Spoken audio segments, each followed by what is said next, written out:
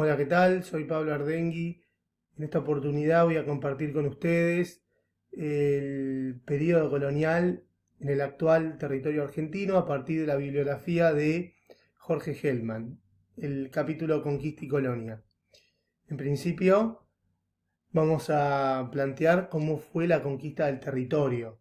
Hay que decir que en principio la conquista del actual territorio argentino fue un proceso muy lento, dada la pobreza en cuanto a las cuestiones económicas que podía ofrecer el territorio a lo que demandaban los españoles, la enormidad del espacio, la fragmentación de la población y además la propia naturaleza de los nativos. No existía en algunos casos el concepto de Estado ni la posibilidad de dominar a los nativos en cuestión de cientos o de miles, como pasó en las áreas centrales. De hecho, hubo partes como el actual Chaco, y digo del Gran Chaco y la Patagonia, que ni siquiera pudieron ser conquistados por los españoles. Hay que decir que el territorio que hoy conforma nuestro país, la Argentina, era parte del Virreinato del Perú.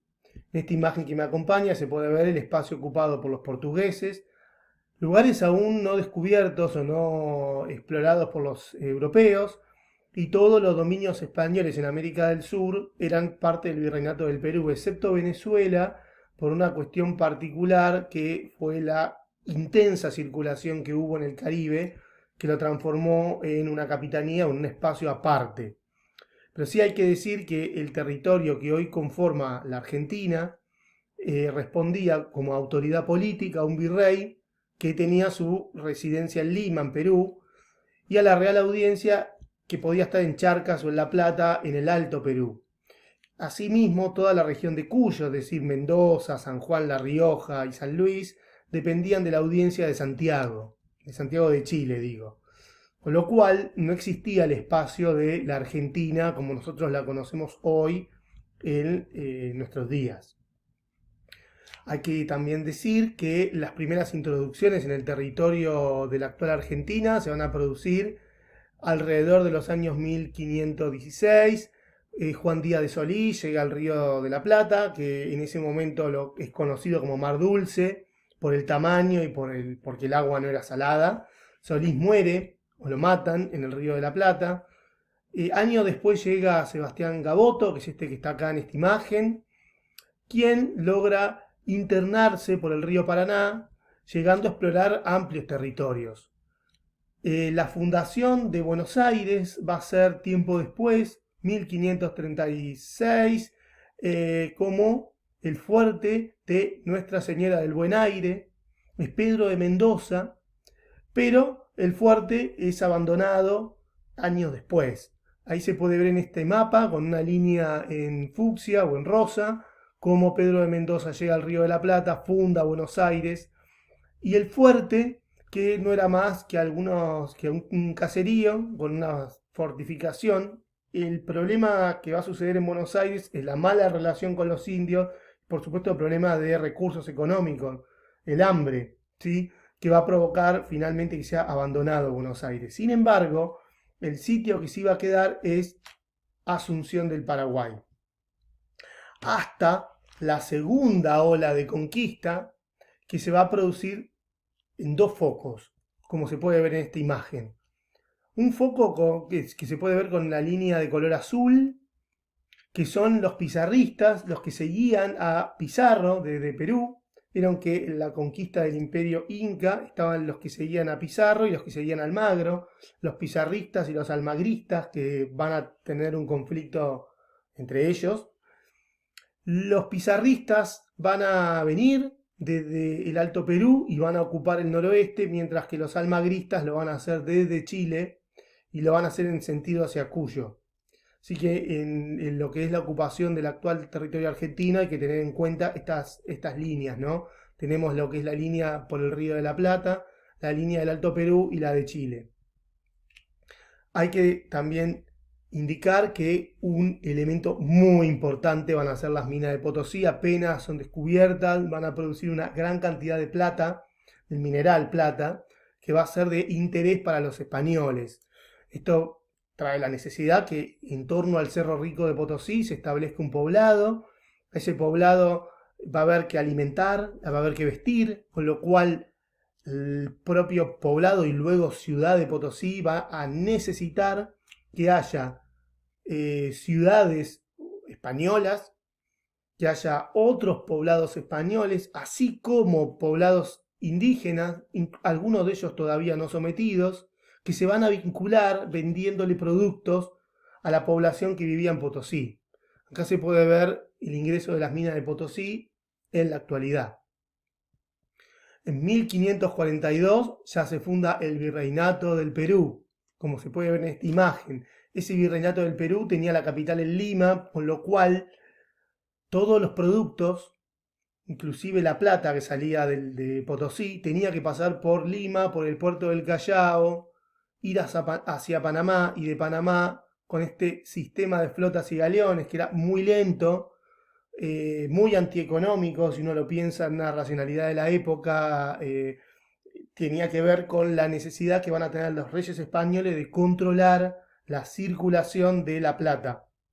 Se consideraba que si había menos puertos habilitados, el control podía ser mejor. De España, el único puerto habilitado era Cádiz, que en realidad la conexión era con Sevilla, o sea que no se podía comerciar con ninguno de los puertos de Galicia, ni de Cataluña, ni de Valencia, ni de ningún otro lugar. Y en América los únicos dos puertos habilitados eran Veracruz, que estaba comunicado con el Virreinato de Nueva España, y el puerto del Callao vía Panamá, que se comunicaba con todo el Virreinato del Perú. Este sistema sobre todo era muy perjudicial para la gente que vivía en lugares como Chile, el Alto Perú, Asunción o el Río de la Plata, dado que si uno quería comprar un producto o vender por los canales legales, tenía que seguir esta ruta, que como verán era muy larga y además muy costosa, porque cada uno de los espacios va a tener sus intermediarios que van a cobrar por el servicio. Así que este mismo sistema también va a traer de la mano las prácticas de contrabando. Resistencias y alianzas indígenas. No todos los indígenas van a aceptar la conquista española.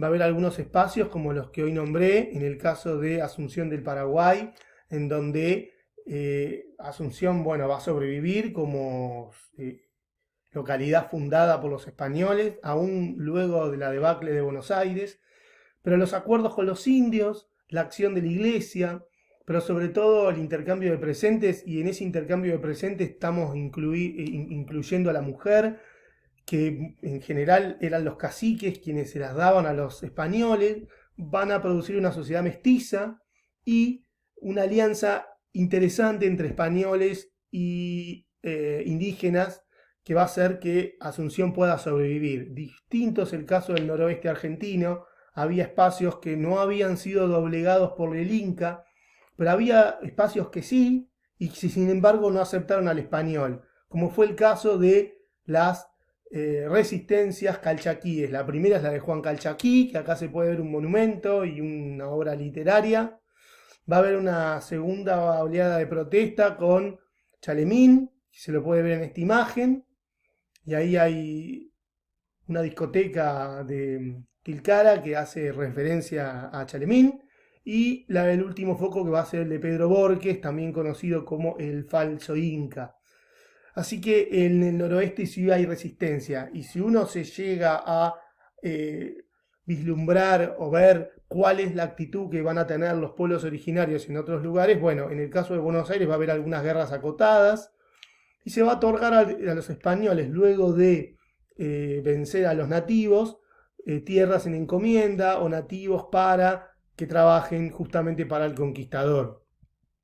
Hay otros casos, por ejemplo, en Paraguay, en Santiago del Estero, en la Quebrada de Humahuaca o en Córdoba se van a repartir encomiendas que van a incluir a miles de indios, pero no todos los casos fueron iguales. Por ejemplo, Mendoza se puede ver el caso de los huarpes que habían sido ya sometidos por el Inca y que luego fueron sometidos por los españoles. En cambio, los pehuelches, más hacia el sur, no pudieron ser sometidos por el español, eran ya una sociedad más tirando a cazadora-recolectora, que fue mucho más complicada la conquista en este caso. la conformación del mundo colonial temprano.